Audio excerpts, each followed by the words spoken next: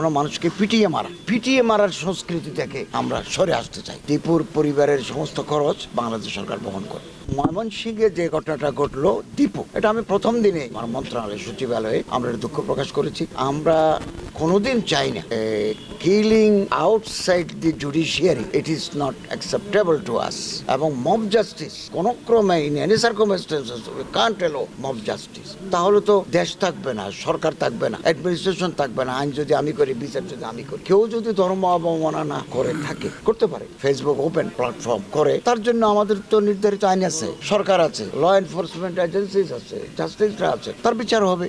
তিনি তো করে থাকেন, কিন্তু এটার একটা অজুহাত তোলে কোনো মানুষকে পিটিয়ে মারা এবং তাকে পুড়িয়ে ফেলা, এটা একটা জঘন্যতম কাজ। এটা আমরা নিন্দা জানাই, বরঞ্চ নিন্দা জানানোর ভাষা আমাদের নাই। এবং আমরা আমাদের গভর্নমেন্টের পক্ষ থেকে আমাদের মাননীয় শিক্ষা উপদেষ্টাকে দীপুর বাড়িতে আমরা পাঠিয়েছি। এই মানুষটাও দরিদ্র, তো ক্যাবিনেটও আমরা একটা আলোচনা করেছি। দীপুর পরিবারের সমস্ত খরচ বাংলাদেশ সরকার বহন করে। রাজবাড়ির পাংশাতে একটা ঘটনা করলো, আরেকজন সনাতন ধর্মের লোককে পিটিয়ে মারলো। এটা আমাকে মাননীয় প্রধান উপদেষ্টা আমাকে টেস্ট করে জানালেন যে তুমি please find out the actual picture and report me. আমি রাজবাড়ির জেলা প্রশাসকের সাথে কথা বলেছি, এসপির সাথে কথা বলেছি, লোকাল মানুষদের সাথে কথা বলেছি। জানতে পারলাম যে এর সাথে কোনো ধর্মের সম্পর্ক নেই, এটা কোনো সাম্প্রদায়িক কিছু না। এটাও ওই মূলত ওই মানুষটা, তার নাম অমিত, সেটা বাহিনী গড়ে তুলেছে, তার নাম সম্রাট বাহিনী। ডাকাতি করতো অ্যাকর্ডিং টু গভর্নমেন্ট রিপোর্ট, মাঝে মধ্যে ভারত আসা যাওয়া করতো, এলাকায় চাঁদাবাজি ডাকাতি এগুলো করতো। এরকম ডাকাতি করতে গেছে এক ঘরে 1 লক্ষ টাকা চাঁদা দাবি করেছে, ওরা দিতে অস্বীকার করলো। হি ওপেন ফায়ার। এই গুলির আওয়াজ শুনে আশেপাশের মানুষরা এসে ঘর ঘেরাও করে তাকে ধরে ফেলো,